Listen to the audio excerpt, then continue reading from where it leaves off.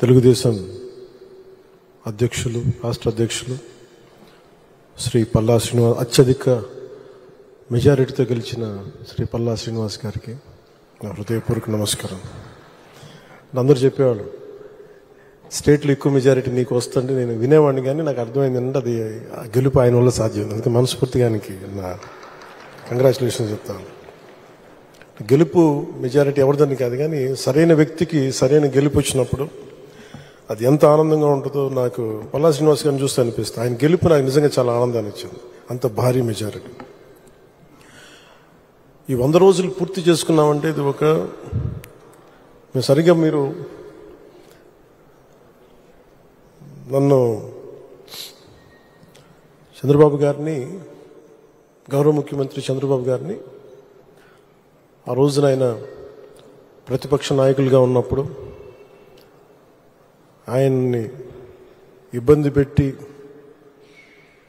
రాజమండ్రిలో పెట్టినప్పుడు, ఇక్కడ మన విజయవాడలో ఉన్నప్పుడు ఆయనకి మద్దతుగా నేను వస్తే ఆ రోజున నన్ను ఆపితే నేను ఆ రోజున ఒకటే మాట చెప్పాను అందరికీ, అప్పుడున్న అధికారులందరికీ, సరిగ్గా మీకు 6 నెలల్లో ప్రభుత్వం మారిపోతుంది, మీరు వెయిట్ చేయండి. అది అహంకారంతో గర్వంతో చెప్పలేదు, చాలా విసిగిపోయాం. మన విజయం ఇదే కూతవేటు దూరంలోని ఇప్పటం గ్రామంలో జనసేన సభ పెట్టి వైసీపీ వ్యతిరేక ఓటుని చీలనివ్వం అని ఒక ప్రతిపాదన చేసినప్పుడు దాని వెనక తెలివితేటలు కానీ వ్యూహాలు కానీ ఏమి లేవు. ఒకటే ఒక లక్షణం ఏంటంటే లోపల గుండెల్లో రాష్ట్రం బాగుండాలి, విభజన దగ్గర నుంచి నలిగిపోతా వచ్చాం, బాగుండాలని ఒక్క బలీయమైన కోరిక తప్ప ఇంకేం లేదు దాని వెనక. కానీ అది సాధించడానికి ఎన్ని అవరోధాలు ఎదుర్కొన్నాం, అసలు జరుగుద్దా లేదా, ఒప్పించగలమా లేదా, ఎన్ని పడి పడి పడి కింద పడి మీద పడి ఈ రోజున ఇక్కడ గెలిచిన గౌరవ సభ్యులందరూ ఎంపీలు కానీ ఎమ్మెల్యేలు కానీ అద్భుతమైన మెజారిటీతో గెలిచారంటే వైసీపీ వ్యతిరేక ఓటును చీలనివ్వకూడదని ఒక్క ఆకాంక్ష, ఒక్క బలమైన నమ్మకం, చంద్రబాబు గారి నాయకత్వం, సమర్థత, ఈ దేశాన్ని 3వసారి ప్రధానమంత్రిగా పగ్గాలు చేపట్టి ముందుకు తీసుకెళ్తున్న నరేంద్ర మోదీ గారి నాయకత్వాన,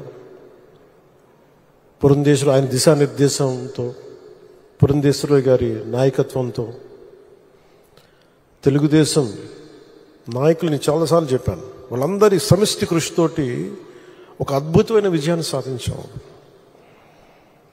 నాకు చాలాసార్లు అనిపించేది, ప్రతిసారి ఏం చెప్పాను, రోడ్ల మీదకి వెళ్తున్నప్పుడు మీరు గెలవరండి, ఇప్పుడున్న వైసీపీ గెలుస్తుంది, మీరు గెలవరు.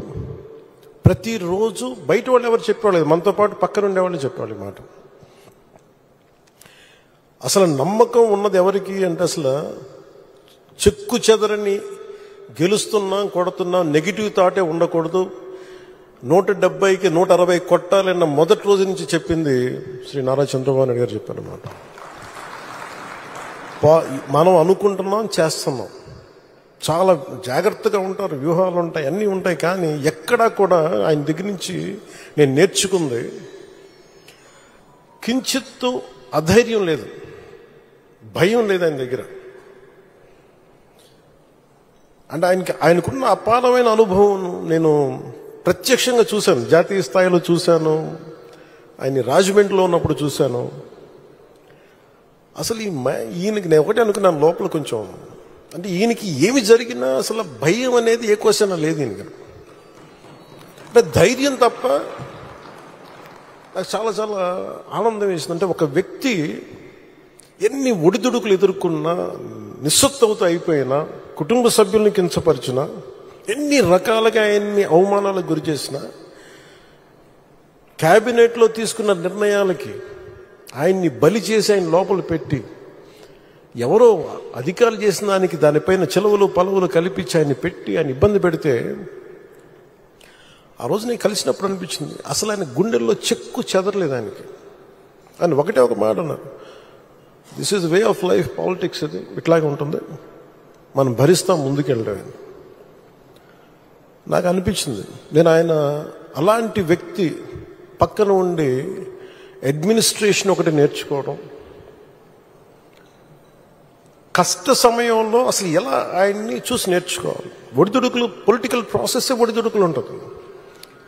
వ్యక్తిగతమైన దాడుల దగ్గర నుంచి కుటుంబ పరంగా అన్ని రకాలుగా. కానీ అట్లా తట్టుకొని అసలు ఎవరన్నా ఊహించలేం కదా.